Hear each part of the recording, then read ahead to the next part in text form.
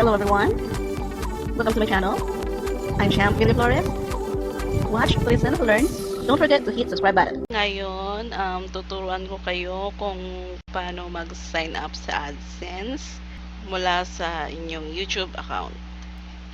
Ayun, pag naka-login na kayo sa inyong YouTube account, punta lang kayo sa channel dito sa part na to. Yun, punta lang kayo sa channel, sa under ng channel yung status and features. Hanapin nyo yung monetization. Tapos, click nyo lang yung enable.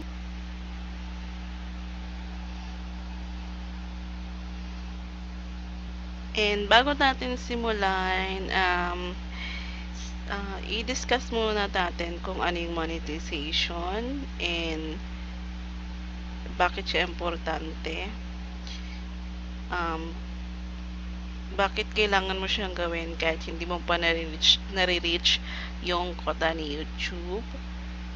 Importante na mag-register ka na sa monetization kasi dyan mo makikita yung progress mo, yung real time. Hindi pala siya real time kasi 48 hours, every 48 hours siyang nag-update. So, late siya ng 48 hours sa pag-update. So, dyan mo makikita yung progress mo kung malapit mo nang ma-reach yung quota ni YouTube.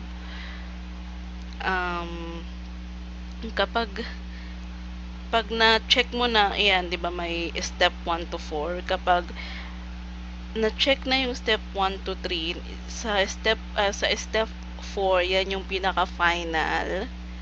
Yan yung simulan mo nang i-reach yung quota ni YouTube. And pag natapos mo na yung 1 to 3, sa 4 hindi pa yan naka-check kasi depende na lang kung nag-sign up kayo na reach nyo na yung quota. Pero advice ko, kahit di nyo pa nare-reach yung quota, mag-sign up na rin kayo kasi dun talaga karaniwang minomonitor yung watch hours tsaka subscribers. So, pag nag-sign up kayo dyan, makikita nyo everyday nag-update siya. Late lang siya ng 48 hours. Pero everyday nag-update siya. So, malalaman mo yung quota mo kung malapit mo nang ma-reach. And dyan, malalaman mo yung watch hours mo.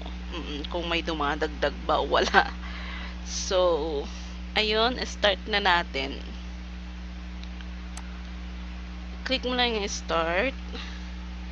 And then, yeah, i-check mo na lahat. Kahit di mo pa nababasa. Ganoon naman tayo, di ba? Sino dito ang nagbabasa ng agreements pag nag-sign up? Wala. Di ba? Check lang tayo ng check. Kasi hindi ka naman makakapag-sign up kung hindi mo sila i-check, di ba? Ayun, na-check na yung number 1. So, sign up na tayo sa AdSense.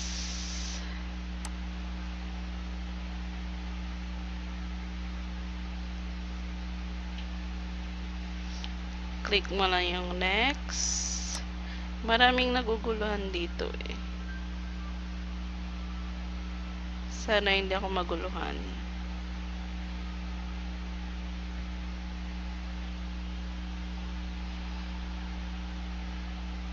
Ayun, para hindi kayo malito, ang ipang sign up nyo na rin sa AdSense yung ginagamit nyo sa YouTube na email.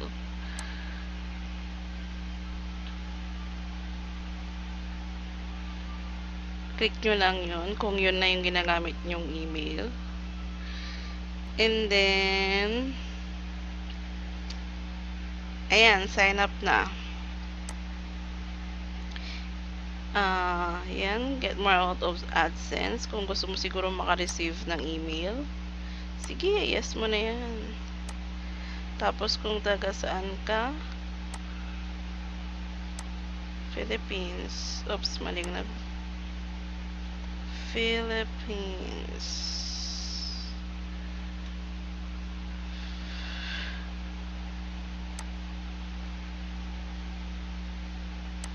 And then, yes, I have read and accept the agreement.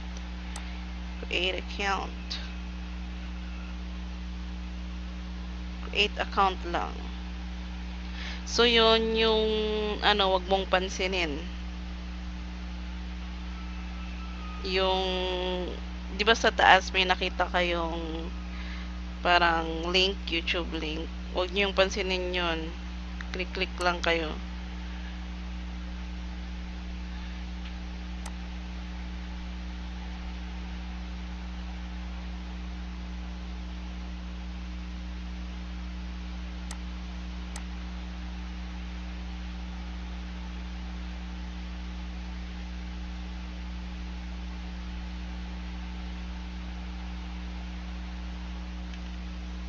And then, i-submit mo lang.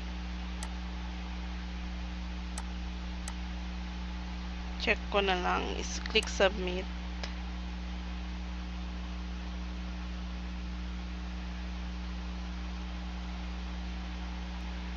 Redirect.